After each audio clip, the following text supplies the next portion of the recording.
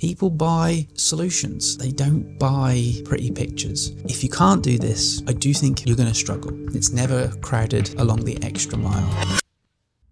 Okay, so this is my 4-step plan on how to start getting clients and turning your photography or videography business into a profitable business. Now, you notice I said business a lot there because remember, this is a business.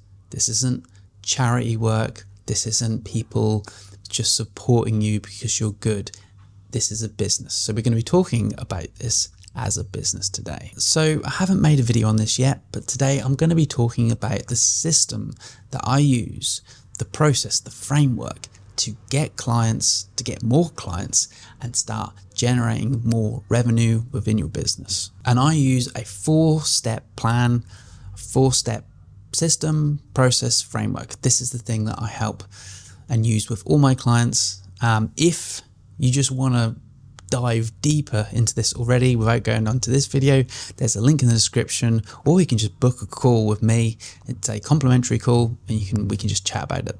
But stick around and I'll just explain it to you now very simply, and I'll just show you the process. So this is all built around something I have called my LENS system. Now the LENS system is an acronym and is part of the 4 steps. The first thing I use is the letter L, and the letter L stands for lock in your lane. Now what does lock in your lane actually mean? It means finding your niche. Now, being English, here we call it niche. We call the word niche.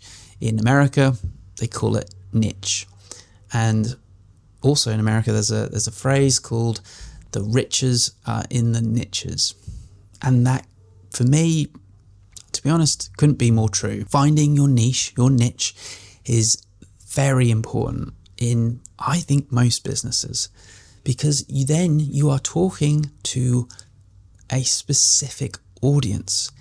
You don't really want to be talking to everyone. You don't want to be for everyone. Think of any business that you can think of. There's no business out there that does everything for everyone. And if they do, they have a huge amount of funding, backing, something like Amazon. They're probably the best example I can give here.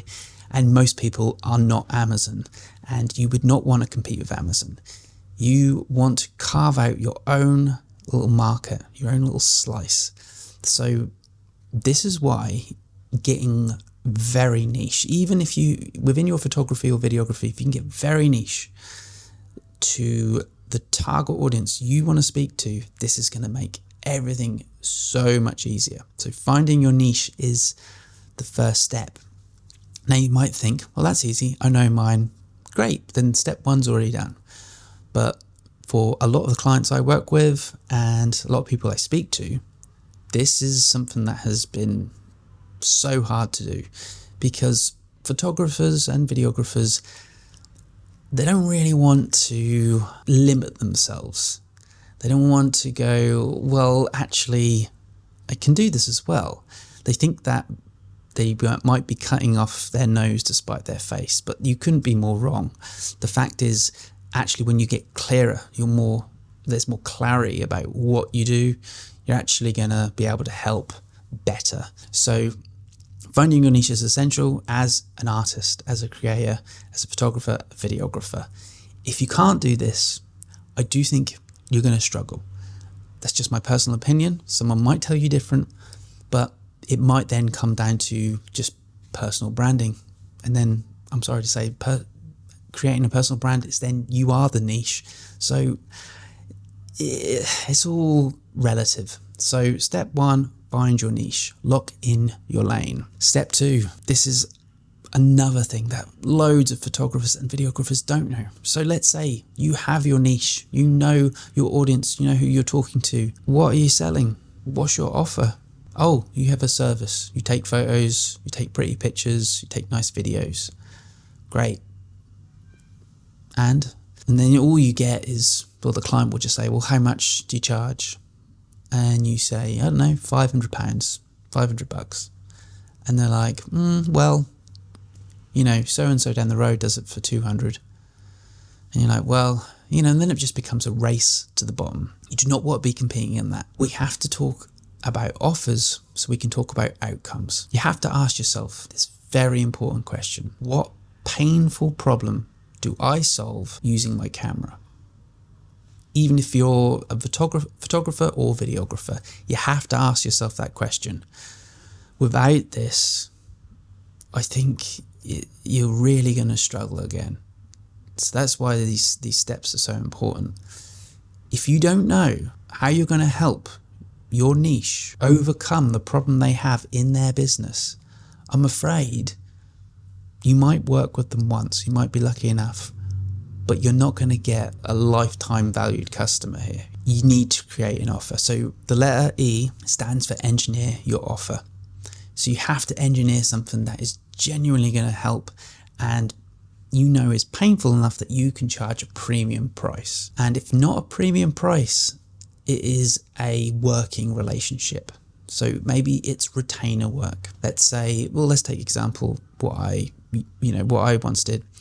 I was a photographer, videographer that had a monthly retainer, and I would produce content using photo and video, give brand identity, tell better stories, and get visibility.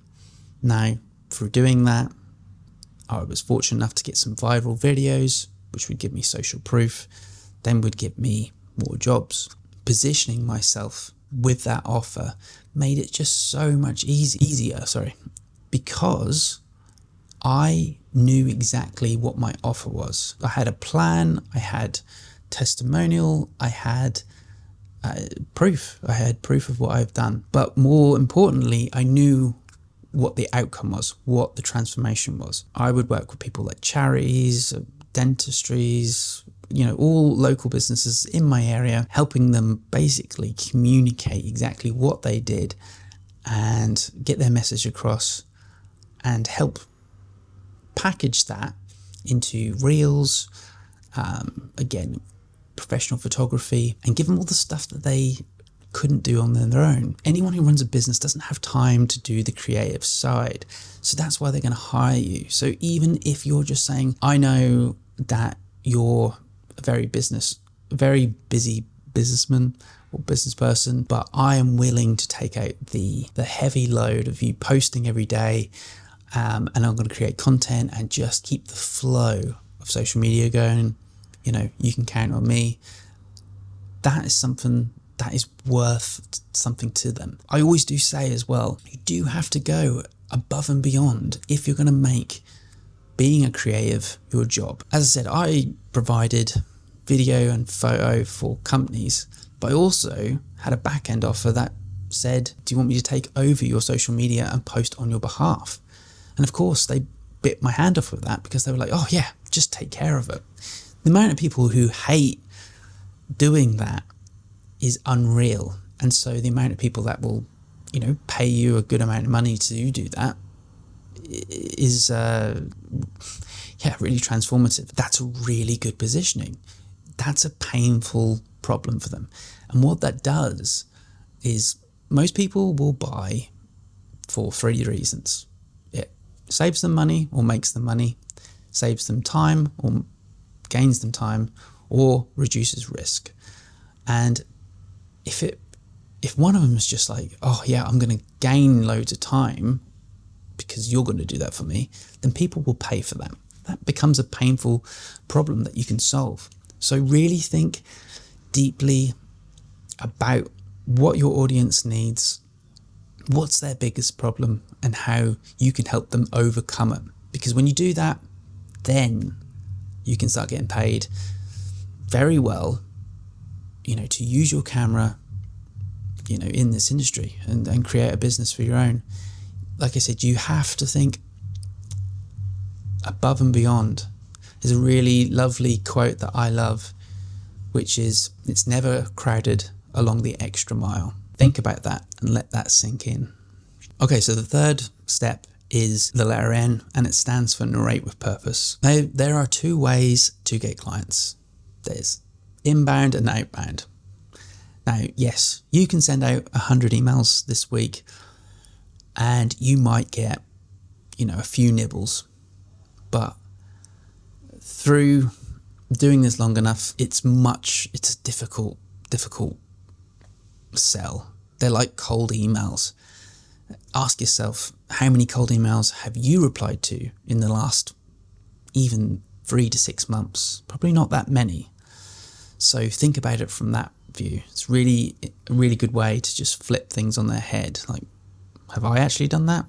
If the answer's no, stop doing it. Narrate with purpose really means social media.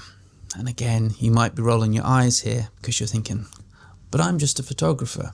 I just want to take photos. Or I'm a filmmaker, just want to make films. That's great. Yeah, so does everyone else. Again, going above and beyond is what is needed here. And if you want to make this your full-time gig, you've got to step up. You do need some sort of content strategy. Now, social media is the easiest, by far, the easiest way to get your name out there and get inquiries. But a lot of people are doing it. They're doing social media wrong. They're making content about how great they are, how good their portfolio is.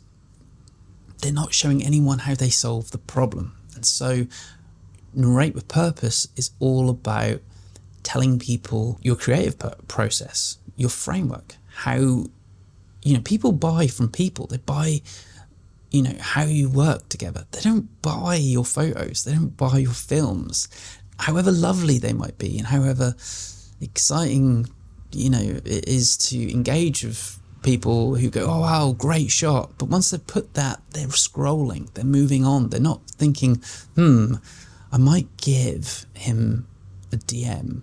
They're not doing that. They're just trying to support you. They're trying to be nice. What actually happens is, you get almost a false narrative in your head that I'm getting loads of likes, I'm getting loads of comments, but they're not adding up. There are people out there with thousands of followers, thousands of subscribers, and they're not making any money because they're all vanity. Someone said not all followers are made equal, and it's so true. Funnily enough, all the videos I've made on YouTube that don't get hardly any views have made me the most money because I speak directly to an audience. This is probably true for this video, to be honest. This probably won't get that many views, but I'm speaking to photographers and videographers that really want to take this seriously. I could be talking to just one person here, and it could be like, yes, this is exactly what I've been missing. So you have to do the same thing. You have to turn up on your socials and talk about the problem you solve. How are you going to help someone? People buy solutions. They don't buy pretty pictures, pretty films. It just doesn't happen. There are enough good photographers who do this for free and will happily give away their work for free. I get a lot of people saying, I want to, shoot for tourism boards. How well does it pay? And like, well, there are people out there shooting for free because they love it's their hobby and they're doing probably a better job than most. So you're not even competing against paid work. You're competing against bloody good hobbyists who love it more because there's no pressure. So personally, I've never really tried to play in that realm. It's just it's just, you can see it's like winning the lottery. To stick out amongst the rest is very, very hard, but it's not if you approach it with a problem. If you want to work with a tourism board, think about from their side. What problem are they trying to solve at the moment? Maybe they have a social media problem. Maybe there's not enough content that shows parts of the country that they're trying to show. Think about what is missing and what troubles they're facing within. Don't think of it of like, I'm just going to try and make the best photograph ever, because unfortunately you're going to fail. And another part of this whole narrative purpose is showing and documenting your process. Without this, it's honestly like, without doing this, I think it's so hard. People need to see you. They need to connect with you. so they can connect with your work.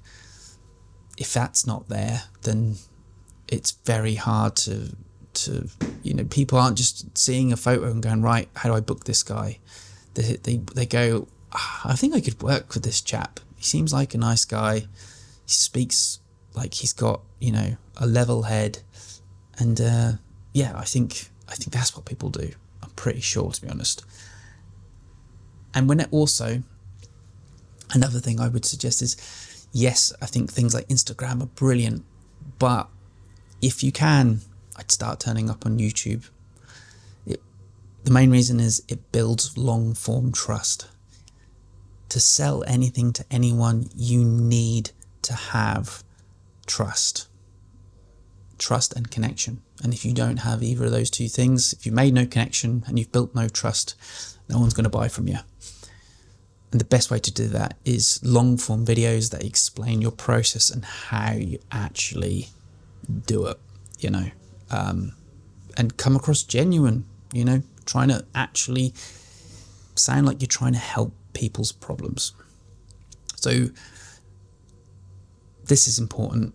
Without traffic, you could just be sending out emails for the rest of your life. And I'm not against sending out emails. I think if you target the right people and you have a right pitch, it could definitely work. I also think networking is a really other great way of doing this. But for me, the easiest is creating content, create videos. They will compound, people will see them.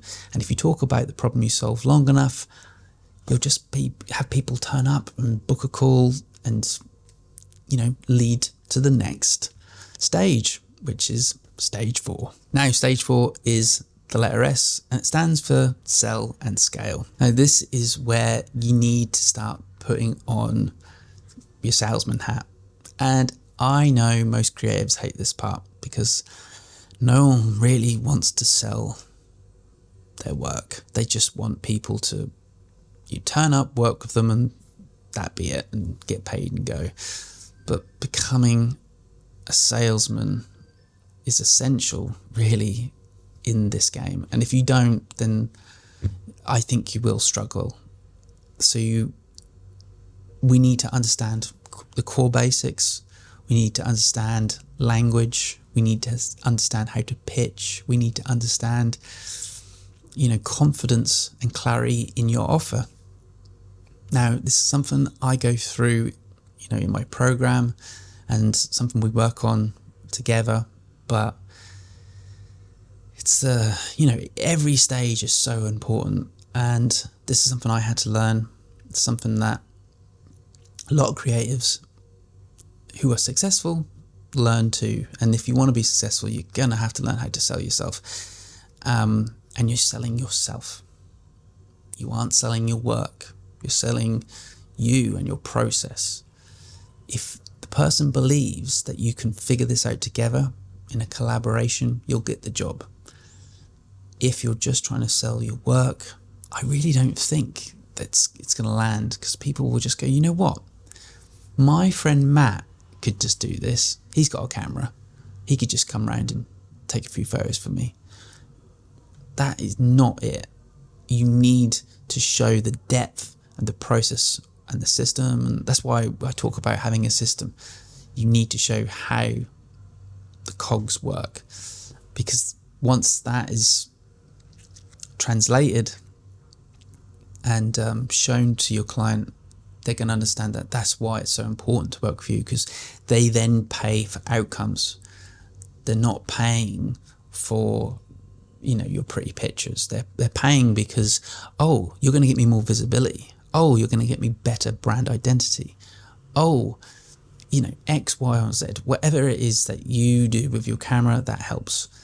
So, yes, something, like I said, we cover in the program, and something that, this actually comes from having all the other steps, because confidence in selling yourself comes from clarity. And when you have clarity in your niche, so the audience you talk to, and clarity in your offer, so getting and doing more social media will give you more clarity and confidence, and then you're kind of ready. If you know exactly what the steps are, you know, it's so much easier. And so that's why there's a 4-step process to this, and this is my system. Like with this is, so my audience is photographers and videographers. My offer is I help you grow and sustain a profitable business. My social media is this now. I'm narrating with purpose. I'm telling you exactly how to do it. And I do it on both YouTube and Instagram and a little bit on TikTok. Not too much. And then, yeah, I'm so confident in selling it because I know that those steps work. I've got proof, not only in my clients, but in me. I was the first person to do that. I did it for myself. So the fact that I can travel, work, you know, and do this as a full-time gig is testament. If you don't have any proof, you are the proof. Make yourself the proof. That would be my biggest thing. But if not, start building that proof right from the get-go. That can only be done once you know your steps. So find your niche, get that offer, start doing social media, and selling and scaling can, you know, that stuff can all be learned and taught. It's pretty easy. Getting a pitch deck, devising a VSL, a simple sales page, all of that. Don't need anything too fluffy, a nice portfolio to show your work. You do need to show you're working, but it's very important that it's simple, it's clear. So having a funnel is really important so that they can book a call or email you, you know, so you can handle them. So that is the process. That's the 4-step plan. This is something that I have been using for years now, and now I'm giving it out for free in this video. And if you want even more in-depth, a more kind of scripted video, you can watch the video in the link, or just, like I said, book a call with me. We can chat it through and hopefully give you a little bit of clarity. That's all I've got for you in this video today. That's as much as I can conjure up, but it's simple. I don't need to over-explain this. So do those 4 steps, and I'm sure you'll get more clarity and you'll get more confidence. I appreciate you for turning up, and if you got this far, I'm pretty sure that you're probably going to do all right. So I think it's a testament if you have got this far. Yeah, keep on keeping on, and I will see you in my next video. Thanks for watching.